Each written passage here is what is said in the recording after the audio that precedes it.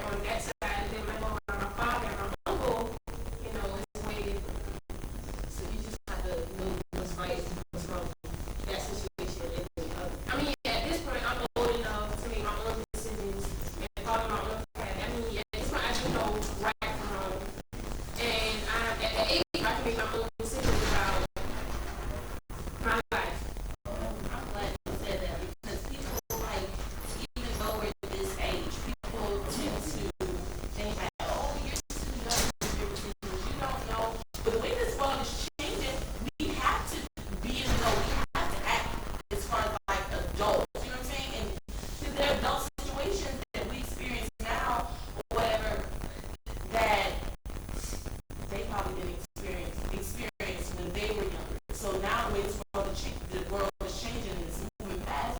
We have to we have to keep up. And like you said, now you're older and you're old enough to make decisions and know.